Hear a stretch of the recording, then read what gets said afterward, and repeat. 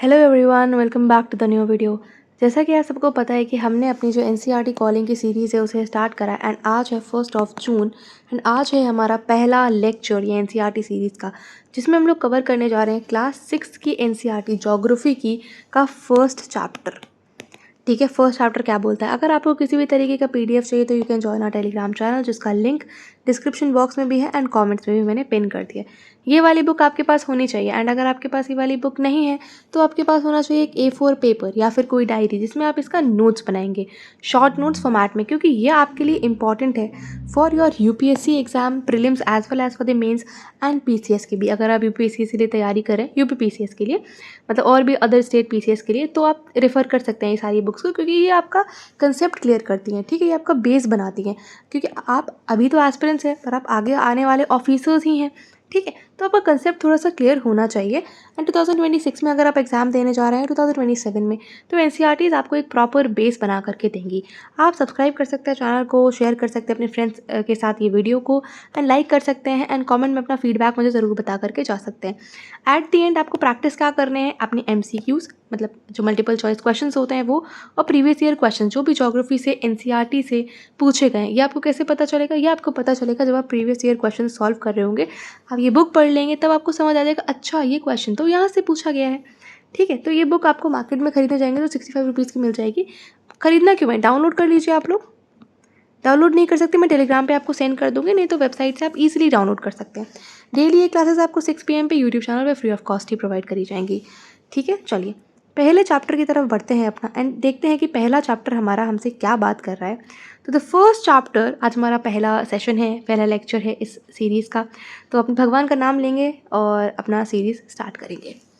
The Earth in the solar system, Earth की क्या position है solar system. I will try not to extend this lecture more than 1 hour, क्योंकि यार मुझे पता है कॉन्सेंट्रेशन 1 घंटे से ज़्यादा नहीं बनता है। मतलब आधे घंटे में भी बहुत लोगों को कुछ भूख प्यास लगने लगती है, तो अगर ऐसा होता है तो प्लीज़ पानी वगैरह लेकर के बैठना, पानी कुछ खाने के लिए भी। ठीक, the Earth in the solar system, solar system में अर्थ के बारे में बात करते हैं।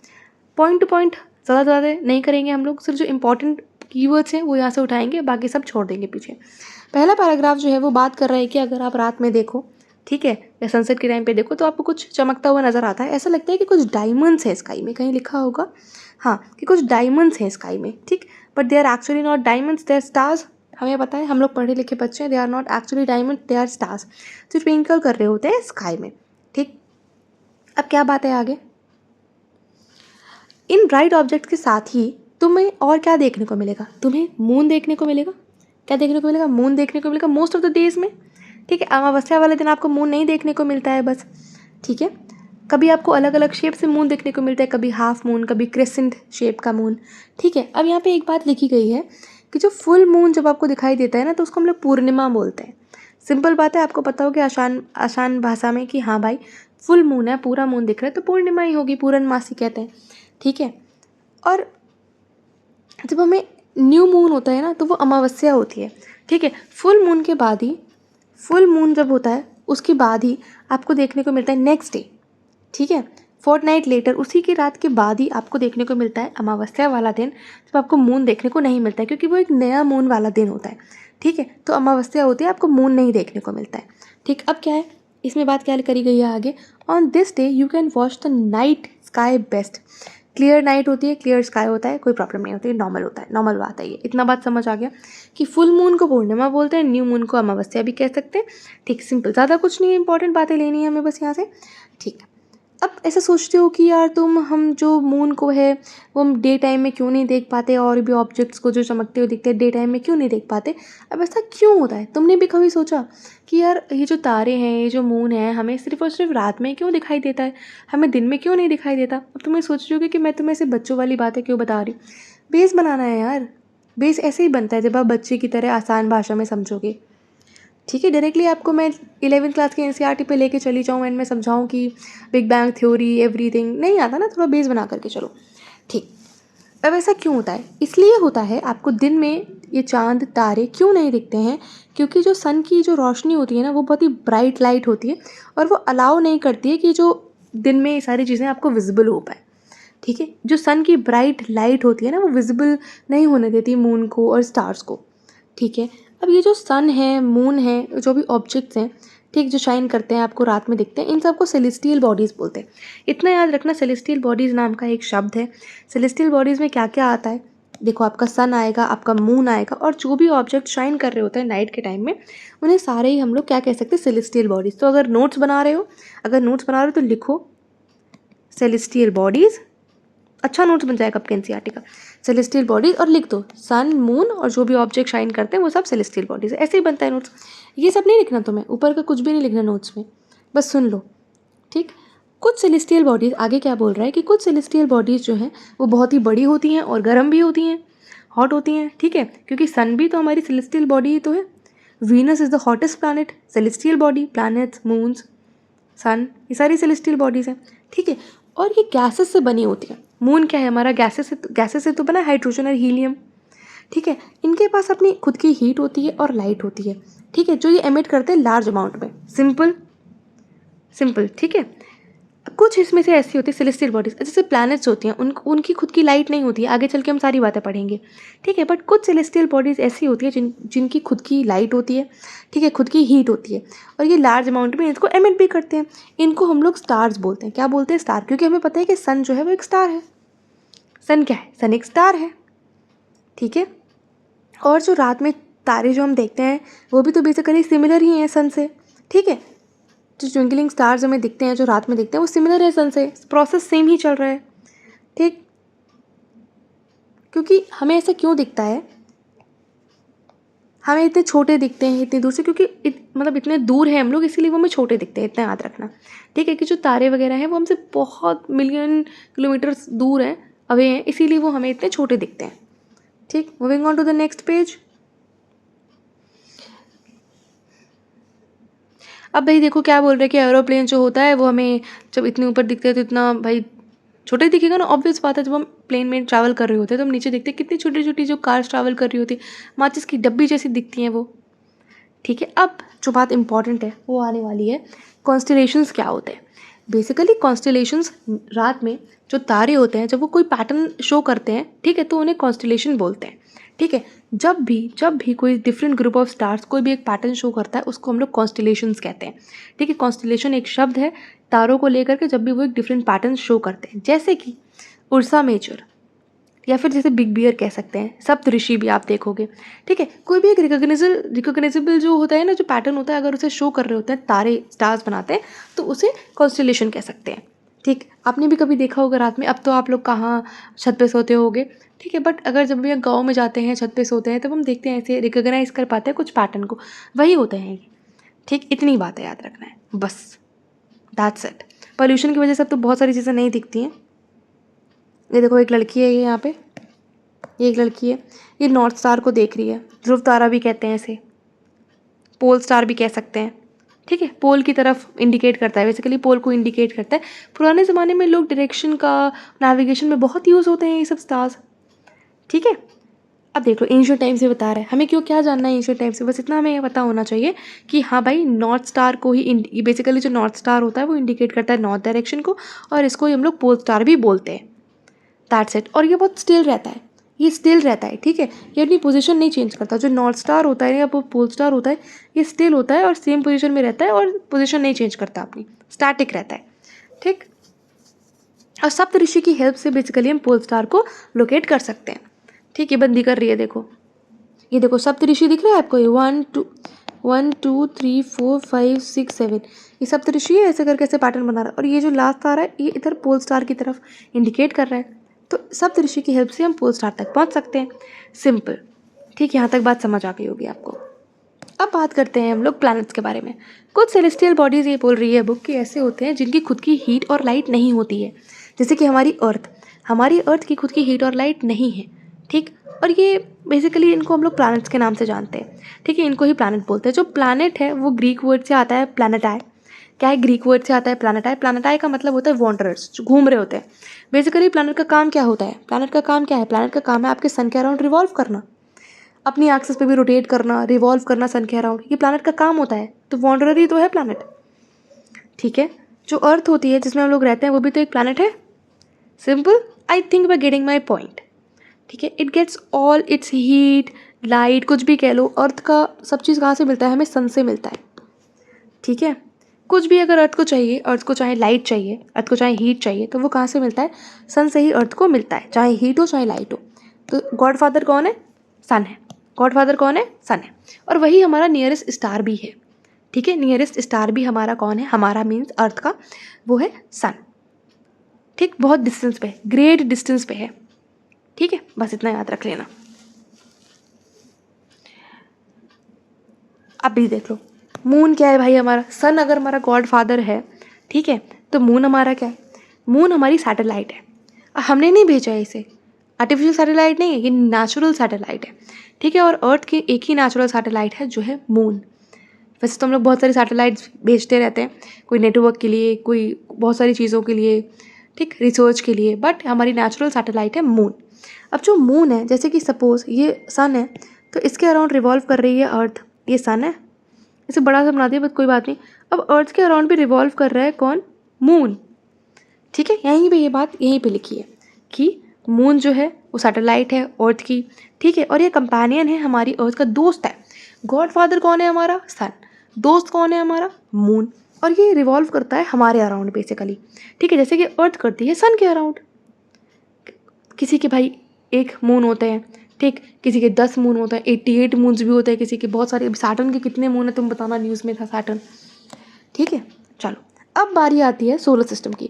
सोलर सिस्टम से पहले हमें समझ लेते हैं कि भाई ये कुछ फैक्ट दीदी बता रही है हमें, अंकल आंटी जो भी हैं ये बता रहे हैं। ये बोल रहे हैं कि जुपिटर, सैटर्न और यूरेनस के अराउंड हमें रिंग्स देखने को मिलते हैं। कभी भी आपने पिक्चर देखी हो, अगर नहीं देखी तो शायद आप यहाँ पे देख लेना। ये देखो कुछ रिंग्स देखने को मिल रहे हैं यहाँ पे, इनके बारे में ये बात कर रही हैं। क्या बोल रही है दीदी? जुपिटर, सैटर्न और यूरेनस के अराउंड रिंग है। क्या है, कैसे बनी रिंग? ये स्मॉल डेब्रीज है। डेब्रीज मतलब टूटा हुआ, किसी का कुछ टूट गया, कोई एस्टेरॉयड है, कोई मीटियोराइड है, ठीक है, कुछ है वो भाई, उसका कुछ टूट गया तो वो उसके अराउंड रिवॉल्व करने लगा, एक ही पैटर्न में करने लगा। ठीक, तो वो रिंग्स बन गए उसके। ठीक, ये जो रिंग्स हैं ये अर्थ से कभी कभी देखे जा सकते हैं जब टेलीस्कोप्स वगैरह से, ठीक है, ऐसे नेकेड आइज से हम लोग को विजिबल नहीं होता। तो 3 में है, JSU, जो उसमें है JUS में, ऐसे कुछ भी याद कर सकते हो। अब बारी आती है हमें समझना है ये प्लैनेट्स को। ठीक है, अब इसको मैं रोटेट नहीं कर सकती हूँ बट आप ऐसे देख लेना। ठीक, आप थोड़ा सा अपना मोबाइल घुमा लेना, ठीक है, वो बेटर रहेगा। ठीक, सबसे पहले है हमारा सन। Just a second. सन क्या है? सन बेसिकली सेंटर है। आपके शहर में भी कोई एक केंद्र होगा, ठीक है, तो सन बेसिकली क्या है? सन सेंटर है। और सन के अराउंड जितने भी ये सारे प्लैनेट्स हैं, सेलेस्टियल ऑब्जेक्ट्स हैं, बेसिकली ये रिवॉल्व करते हैं। ठीक है, इनका एक डेफिनेट पाथ होता है, डेफिनेट ऑर्बिट होती है। ठीक, तो मरकरी है सबसे पहले, mercury, Venus, Earth, Mars, Jupiter, Saturn, Uranus and Neptune. कभी कभी पहले तुमने देखा होगा प्लूटो। प्लूटो प्लैनेट अब नहीं है, ऐसा नहीं है कि प्लूटो जो है ख़त्म हो गया, उड़ गया, वो प्लैनेट की कैटेगरी में नहीं रहा, मतलब वो प्लैनेट की जो कंडीशंस होती हैं उनको फॉलो नहीं कर रहा था, तो प्लूटो को हमने भगा दिया। हमने नहीं भगाया, बेसिकली एस्ट्रोनॉमिकल यूनियन ने हटा दिया है। ठीक है, बाद जो ये 4 प्लैनेट्स है ना, जुपिटर के बाद वाले, जुपिटर, सैटर्न, यूरेनस, नेपच्यून, इनको हम लोग आउटर प्लैनेट्स बोलते हैं, इनको हम लोग इनर प्लैनेट्स बोलते हैं। इनकी भी कोई कैटेगरीज है, ठीक है, आगे हम सारी बातें समझेंगे। तो प्लैनेट्स देख लो एक बार, Mercury, Venus, Earth, Mars, Jupiter, Saturn, Uranus and Neptune. Neptune यहाँ पे है। ठीक, अब नेपच्यून यहाँ पे, नेपच्यून लास्ट है, मतलब प्लैनेट्स में नेपच्यून के बाद अब कोई प्लैनेट नहीं है। अब मार्स और जुपिटर के बीच में एक एस्टेरॉयड बेल्ट तुम देख रहे होगे। ये जो एस्टेरॉयड बेल्ट है बेसिकली इसमें बहुत सारे एस्टेरॉयड है और इसी से डिफरेंस पता चल जाता है। ठीक है, बेसिकली जो इनर प्लैनेट्स है वो रॉकी होते हैं नेचर में, ये गैसेस हैं, इनको जोवियन प्लैनेट्स भी बोलते हैं, इनको अर्थ लाइक प्लैनेट्स भी बोलते हैं। ठीक है, ईच एंड एवरीथिंग। अब नीचे जो पॉइंट दे रखे हैं ना, ये बहुत ही इंपॉर्टेंट है। पहली बात, इनर प्लैनेट्स जिसके बारे में बात कर रही थी वो ये है कि जो इनर प्लैनेट्स हैं ना, क्लोज हैं ये सन से, और ये रॉक से बने, तभी रॉकी प्लैनेट्स बोलते हैं, टेरेस्ट्रियल प्लैनेट्स भी बोलते हैं। आउटर प्लैनेट्स क्या है, ये बहुत ज़्यादा दूर है सन से, और ये ह्यूज प्लैनेट्स हैं, गैसेस, लिक्विड्स इनमें ज़्यादा है। अब जो ये मरकरी है ना, ये सन के अराउंड एक ऑर्बिट, मतलब सन के अराउंड का एक रिवॉल्यूशन ये करता है 88 डेज में। ठीक, इतना बस देख लो बस मोटा मोटी। वीनस जो है वही काम करता है 255 दिन में। ठीक, अर्थ करती है 365 डेज में, यही हमारा एक साल होता है। एक साल में कितने दिन? 365। Leap year 366 days. वाई याद करो सारी चीज़ें जो इस बुक में है, हम इस बुक के हिसाब से चलेंगे। एक्स्ट्रा मैं आपको सारी बातें तब बताऊंगी जब हम ज्योग्राफी के NCERTs कंप्लीट कर लेंगे। ठीक है, अर्थ 365 डेज लेती है, मार्स 687। जितना दूर जाता जाएगा उतना ज़्यादा टाइम लेता जाएगा, ये तो आप समझ ही रहे होगे ना। जो पास में है वो जल्दी कंप्लीट कर लेगा रिवॉल्यूशन, फिर जो दूर है दूर है दूर है और दूर है उसको बहुत टाइम लगेगा। ठीक है। ऐसे ही जुपिटर भी देख लो 11 ईयर्स में कंप्लीट कर रहा है, सैटर्न 29 ईयर्स में, यूरेनस 84 ईयर्स में। ठीक है, इसी तरीके से काम चल रहा है। नेपट्यून यहाँ पे नहीं देखा होगा आपको, 164 ईयर्स में करता है। ठीक है, 164 ईयर्स में। यहाँ तक बात आपको समझ आ गई होगी, आई होप इतना आपको पैटर्न समझ आ गया होगा कि सोलर सिस्टम हमारा कुछ इस तरीके से वर्क करता है, ऐसे दिखता है। चलो बात करते हैं कहाँ पे थे हम लोग। हाँ, तो हमारे पास कितने प्लैनेट्स हैं बच्चों? हमारे पास है सन, बेसिकली सेंटर है। फिर हमारे पास 8 प्लैनेट्स हैं, सैटेलाइट्स है बहुत सारी, और कुछ होता है सेलेस्टियल ऑब्जेक्ट्स जिन्हें हम लोग एस्टेरॉइड्स या मीटेरॉइड्स कहते हैं। मीटेओर, मीटेरॉइड, बहुत सारे डिफरेंस आपको समझ नहीं आता होगा, आज सारी बातें समझ आ जाएंगी, क्लियर हो जाएगा आपके दिमाग में सारी बातें। ठीक है, ये सारा सोलर सिस्टम बनाती है। ये सारी जो चीज़ें मैंने आपको अभी बताई, सन, planets, celestial objects, asteroids, meteoroids, ये सारी चीज़ें मिला करके हमारा सोलर सिस्टम बनाती है। सोलर फैमिली भी कहते हैं इसे, क्योंकि सन तो गॉड फादर है। सन कौन है? सन तो गॉड फादर है। अब यहाँ पे कुछ मतलब लिखा है कि सॉल का मतलब क्या होता है। बेसिकली सॉल को रोमन माइथोलॉजी में सन गॉड बोलते हैं। तो सोलार मीन्स होता है जो भी चीज़ रिलेटेड होती है सन से। भाई हम सारी एनर्जी, हम सारी हीट कहाँ से ले रहे हैं? हम तो सन से ही ले रहे हैं। ठीक है, बस दैट्स इट। सन, सन है सेंटर सोलर सिस्टम का। केंद्र कौन है? केंद्र बिंदु कौन है? ये तो सन है हमारा। ये ह्यूज है, एक्सट्रीमली हॉट गैसेस से बना है, हाइड्रोजन और हीलियम से। ठीक है, ये पुलिंग फोर्स करता है। बेसिकली जो सन है ना, उसका ग्रेविटेशनल पुल ही तो बांध के रखता है सारे प्लैनेट्स को, नहीं तो सारे प्लैनेट्स इधर उधर जाएंगे, टकराएंगे एक दूसरे से। यही तो होगा, और क्या होगा एट द एंड में। ठीक है, तो ग्रेविटेशनल पुल जो है सन का बहुत अच्छा है। ठीक है, लैग्रेंज पॉइंट भी हम लोग समझते हैं कि सारी चीज़ें L1 L2 Aditya L1 mission कहाँ गया, एवरीथिंग, सारी चीज़ें ग्रेविटी से ही रिलेटेड है। ठीक है, पुलिंग फोर्स है जो कि बाइंड करके रखता है सोलर सिस्टम को। ठीक है, और जो सन है हमारा, वो अल्टीमेट सोर्स है हीट और लाइट का सोलर सिस्टम में। इसके पास ट्रेमेंडस हीट है।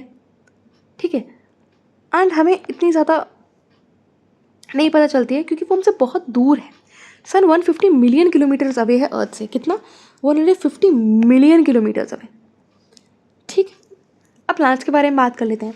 8 प्लैनेट्स हैं हमारे पास, Mercury, Venus, Earth, Mars, Jupiter, Saturn, Uranus, Neptune. Venus को अर्थ का ट्विन भी बोलते हैं। हॉटेस्ट प्लैनेट्स वीनस है, मरकरी नहीं। लोग बोलेंगे कि मरकरी क्लोजेस्ट है पर वीनस हॉटेस्ट है। हाँ भाई, वीनस हॉटेस्ट है एंड ये फैक्ट है, हम नहीं बदल सकते हैं ना इसे। तो 8 प्लैनेट्स हैं हमारे पास सोलर सिस्टम में। हम सोलर सिस्टम में हमारे पास 8 बच्चे हैं। सोलर सिस्टम के 8 बच्चे, 8 प्लैनेट्स। याद कर लो। कैसे याद करोगे? My very efficient mother just serve us nuts या नूडल्स, जो भी चाहो। ठीक है, my very efficient mother just served us nuts, noodles, कुछ भी। तो ऐसे याद हो जाएंगे तुम्हें प्लान्स का नाम। कई बार ऐसे सीक्वेंस में पूछ लिया जाता है, स्टेट PCS में क्वेश्चन पूछा जाता है, तो तुम्हें याद हो जाएंगे ऐसे। ठीक है, Mercury, Venus, Earth, Mars, Jupiter, Saturn, Uranus, Neptune. Jupiter के बाद वाले आउटर, इसके अंदर वाले सारे inner planets. Terrestrial rocky planets, ये सारे गैसेस प्लैनेट्स। रिंग होती है इनके अराउंड। जुपिटर, सैटर्न, यूरेनस के अराउंड रिंग्स हैं। अभी मैंने बताया, अभी मैंने दिखाया भी आपको। अब बात करते हैं आगे। ये सारे के सारे जो 8 प्लैनेट्स हैं सोलर सिस्टम में, ये फिक्स्ड पाथ में मूव करते हैं, इलिप्टिकल ऑर्बिट्स में मूव करते हैं। बेसिकली मोर स्पेसिफिक अगर मैं बात करूँ तो ये जो पाथ है इलोंगेटेड पाथ है, ऐसे सर्कल नहीं है, ऐसा इलोंगेटेड पाथ है ऐसे करके। ठीक है, इन्हों हम लोग ऑर्बिट्स बोलते हैं। क्या बोलते हैं? Elliptical orbit. These are all elliptical orbit. ठीक है, मरकरी जो है नियरेस्ट है सन से और 88 डेज लेता है। वीनस कुछ 200 डेज ले रहा था। ठीक है, अर्थ 365 डेज लेती है। एंड जो नेपट्यून देख लो 164 ईयर्स ले रहा है एक रिवोल्यूशन कंप्लीट करने में, एक राउंड बेसिकली कंप्लीट करने में। ये अगर सन है तो एक राउंड लेने में, अगर जो मरकरी है वो 88 डेज ले रहा है, तो नेपट्यून 164 ईयर्स ले रहा है। ठीक है, वीनस जो है उसे कंसीडर कर सकते हैं अर्थ का ट्विन। अभी मैंने आपको ये बात बताई क्योंकि बेसिकली सिमिलर है। ठीक है, साइज शेप में सिमिलर है, अर्थ के जैसा ही दिखता है। ठीक, अभी मैंने आपको बताया था कि प्लूटो जो है अब कंसीडर नहीं करा जाता है एक प्लैनेट। 2006 से पहले इसको हम लोग प्लैनेट बोलते थे। ठीक है, बट अब प्लैनेट की कैटेगरी में नहीं आता है। जो एस्ट्रोनॉमिकल यूनियन है, इंटरनेशनल एस्ट्रोनॉमिकल यूनियन, उसने डिसीजन लिया है कि भाई प्लैनेट नहीं रहा, अब नहीं रहा उसे, अब हम लोग उसे डॉफ प्लैनेट के नाम से जानते हैं। क्या नाम से? डॉफ प्लैनेट के नाम से। ठीक, देख लो भाई, पढ़ लेना एक बारी। अर्थ के बारे में कुछ बात करते हैं।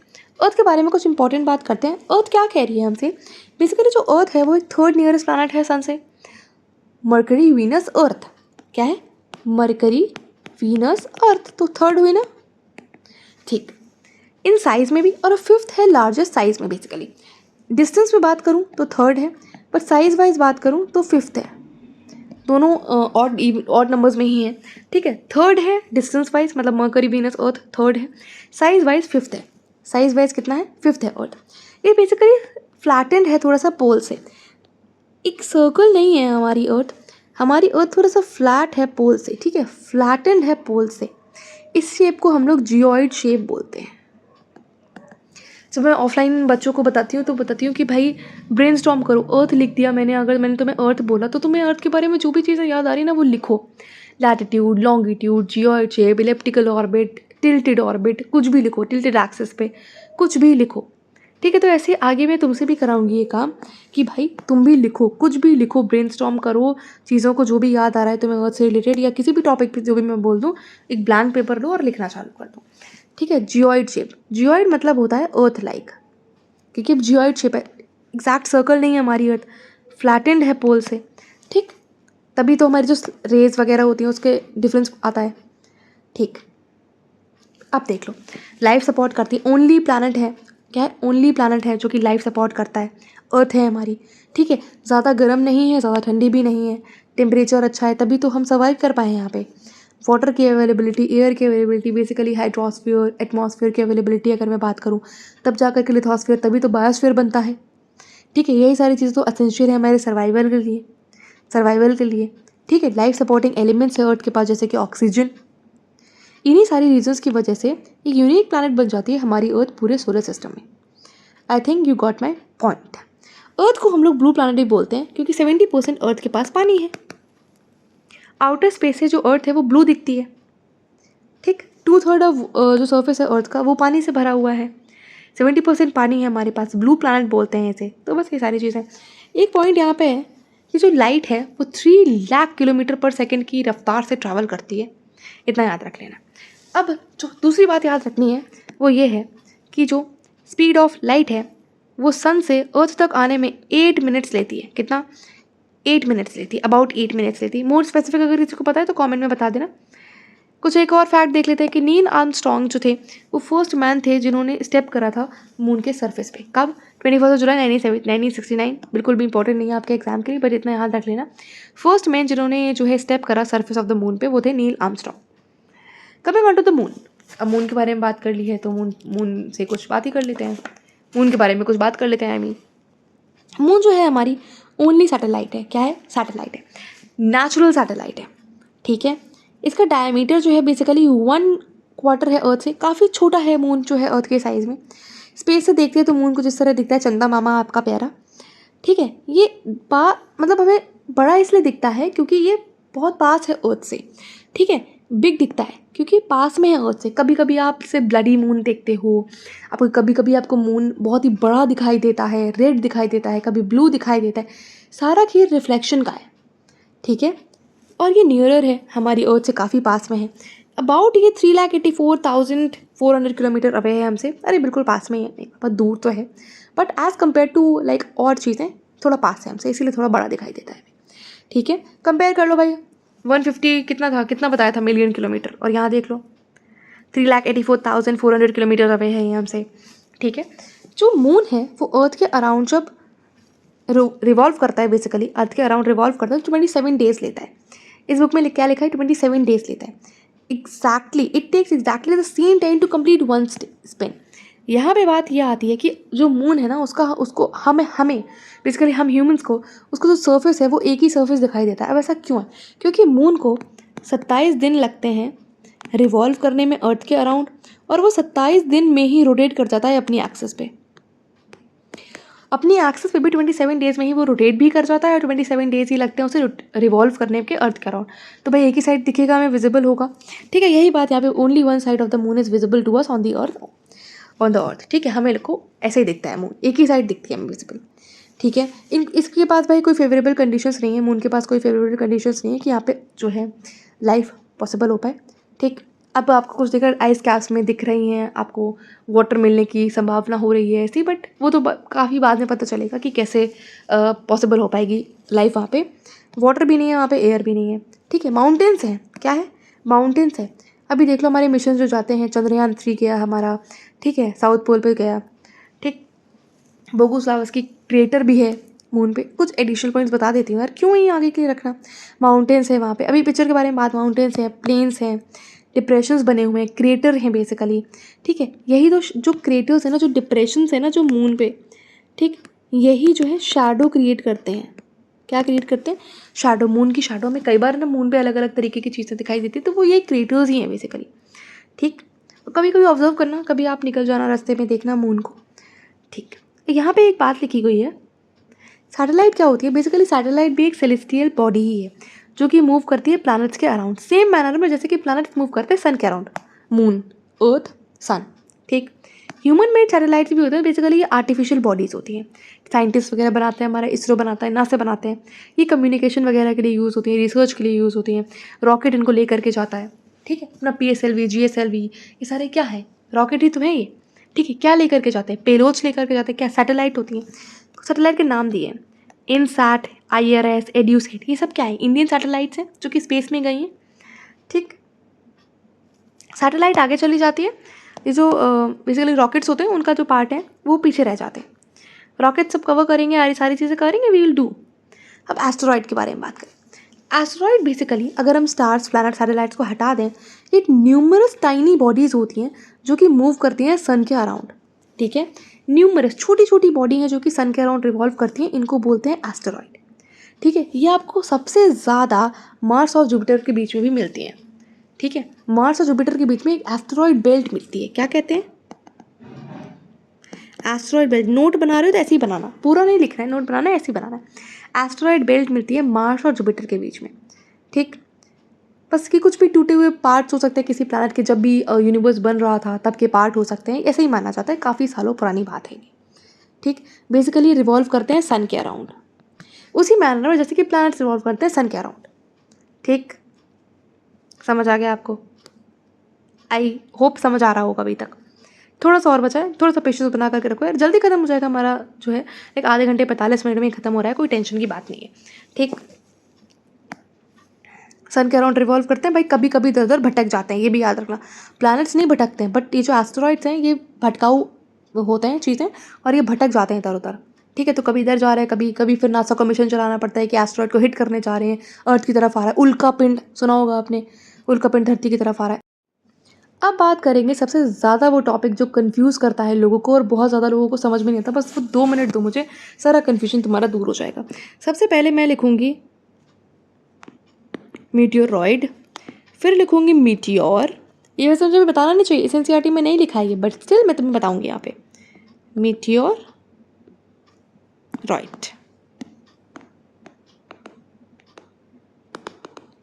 ठीक है। मीटियोरॉइड वो रॉक के पीसेस होते हैं, बेसिकली वो रॉक के पीसेस जो सन के अराउंड मूव कर रहे होते हैं। क्या कर रहे होते हैं? सन के अराउंड मूव कर रहे हैं, मतलब कहाँ है ये? अभी भी स्पेस में ही है, अभी भी स्पेस में ही है। मीटियोर क्या होता है? जब वो अर्थ के एटमॉस्फेयर में एंटर कर जाता है। क्या होता है? अर्थ के एटमॉस्फेयर में एंटर कर जाता है, एंटर कर गया, अब इसमें लग गई आग, इसमें आग लग गई, इसी को तुम लोग बोलते हो ना टूटता तारा, वही है ये मीटियोर ही जो है, यही है तुम्हारा टूटता तारा, ठीक। मीटियोरॉइड क्या होता है? जब ये अर्थ के सरफेस पे टकरा जाता है, क्या होता है? जब ये अर्थ के सरफेस पे टकरा जाता है, ठीक है। अब देख लो DRT, अल्फ़ाबेटिकली अगर मैं बात करूँ तो भी ऐसे ही आता है। अब D जो है बेसिकली जो मीटियोरॉइड है वो रॉक के पीस जो सन के अराउंड मूव कर रहे हैं, ठीक है। अब मूव कर रहे हैं सन के अराउंड, स्पेस में है, अभी भी स्पेस में है ये एटमॉस्फेयर में आ गया अर्थ के, और इसमें लग गई आग, फायर लग गई इसमें, एटमॉस्फेयर में आ गया ये, ठीक है। एटमॉस्फेयर में आ गया, आग लग गई, टूटता तारा बन गया है तुम्हारे लिए, तुम विश मांगते हो इससे। मीटियोरॉइड जब ये सरफेस पे आ गया अर्थ के, ठीक, इतना समझ आ गया। DRT आ गया सरफेस पे अर्थ के, T में अर्थ के सरफेस पे आ गया। अब जो यहाँ पे लिखा है उसे भी समझ लेते हैं, बस अब तो तुम्हें आसान लगेगा, समझ आ जाएगा। जीवन भर का डाउट यहीं पे क्लियर हो गया, आगे भी पढ़ेंगे तो कभी भी ये डाउट नहीं आना चाहिए तुम्हारे मन में, ठीक। मीटियोर के बारे में क्या बता रहे हैं? स्मॉल पीसेज ऑफ रॉक हैं जो कि मूव करते हैं सन के अराउंड, यही बात मैंने तुम्हें बताई। समटाइम्स ये अर्थ के पास आ जाते हैं, कई बार ये अर्थ में टकरा भी जाते हैं, यही बताया। 3 शब्दों में कन्फ्यूजन लग सकते हैं, ठीक है। फ्रिक्शन आ जाता है तो आग भी लग सकती है, इसमें लग जाती है, ऑब्वियस आग लग जाती है, फ्रिक्शन हो जाता है, तो क्या बोल रहे हैं? मीटियोर लाइट इमिट करते हैं, ठीक। कभी कभी बिना पूरा जले, मतलब पूरा जले बिना ही अर्थ पे टकरा जाते हैं और हॉलो बना देते हैं। शायद इतनी दूर से कुछ अर्थ पे टकराएगा तो कुछ ना कुछ नुकसान तो होगा ही, ठीक। बेसिकली कुछ नहीं बता रखा है, ये बता रहा है कि जो बैंड है, ठीक है, जो क्लस्टर है मिलियन ऑफ स्टार्स का, ठीक है, मिलियन ऑफ स्टार्स का जो क्लस्टर है उसे हम लोग मिल्की वे गैलेक्सी कहते हैं। ये जो हमारा सोलर सिस्टम है मिल्की वे गैलेक्सी का पार्ट है बेसिकली, ठीक। इसको आकाश गंगा के नाम से भी जान सकते हैं।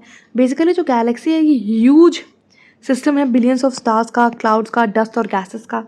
There are millions of such galaxies in universe. आगे देखना, एक डायग्राम बना रखा है एनसीईआरटी में, बहुत अच्छा है, ठीक है, मैं दिखाई देती हूँ, यहीं पे समझ लेते हैं, बस एक बार 2 मिनट देख ले, 2 लाइन और रहेगी। It is difficult to imagine how big the universe is. भाई कोई नहीं पता लगा पाया अभी, यूनिवर्स इज एक्सपैंड कर रहा है हमारा यूनिवर्स, ठीक है, अभी भी एक्सपैंड कर रहा है हमारा यूनिवर्स। ये जो डायग्राम है बहुत सुंदर डायग्राम है ये।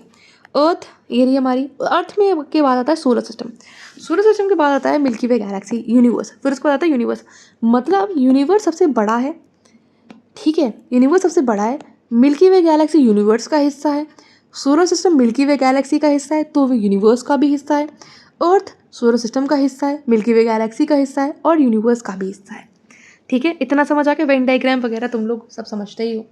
तो ये एनसीईआरटी का जो सेशन है यहाँ पे ख़त्म हो जाता है। ये जो ऑप्शंस वाले क्वेश्चन दे रखे हैं, मतलब जो एमसीक्यू दे रखा है बेसिकली, इसको सॉल्व करना तुम्हें मज़ा आएगा सॉल्व करने, क्योंकि तुम्हें आसान से सॉल्व हो जाएगा। अर्थ का ट्विन किसे कहते हैं बताओ, 3 सेकेंड बोलूँ, 1 2 3, किसे कहते हैं अर्थ का twin? Venus, which is the third nearest planet to the sun. 1 2 3, Earth. All the planets move around the sun in a, बताओ, circular path, rectangular path, elongated path. 1 2 3, तुम बताओगे। elongated path. The pole star indicates the direction to the 1 south, north, east. बताओ, 1 2 3, north. ऐसे होते हैं। Asteroids are found between the orbits of, बताओ, ये तो तुम बताओगे, कमेंट में बताओ मुझे, फटाफट से बताओ, और फिल इन द ब्लैंक्स भी मुझे कमेंट में बताओ। ऐसे लिखना, ए का ये, ठीक है, फिर बी का ये, देख लो, स्क्रीनशॉट ले लो, कुछ भी ले लो, मतलब बस इसका आंसर बताओ। टेलीग्राम पे पीडीएफ भेज दूंगी यार। अब मैंने प्रिपेयर चार्ट, ये सब मत करने लगना। नेक्स्ट चैप्टर कौन सा है हमारे लिए? नेक्स्ट चैप्टर इज, हाँ ये ज़रूर प्रैक्टिस कर सकते हो, अगर तुम कुछ प्रैक्टिस करना भी चाहते हो ना तो ये करो, ठीक है। बताओ, कभी सीक्वेंस में लिखना कमेंट सेक्शन में, तुम्हें याद हो जाएगा कि कैसे कैसे प्लान्स हैं। सेकंड जो हमारा चैप्टर है वो है लैटिट्यूड्स एंड लॉन्गिट्यूड, जिसे हम लोग कल कवर करेंगे, ठीक है। इतने ही टाइम में ऑलमोस्ट ये कवर हो जाएगा हमारा। एंड कैसा लगा तुम लोग को ये यार वीडियो लेक्चर, मुझे ज़रूर बताना कमेंट सेक्शन में। एंड मिलेंगे तुम लोगों से कल, जब हम अर्थ की लैटिट्यूड्स और लॉन्गिट्यूड्स को कवर करेंगे।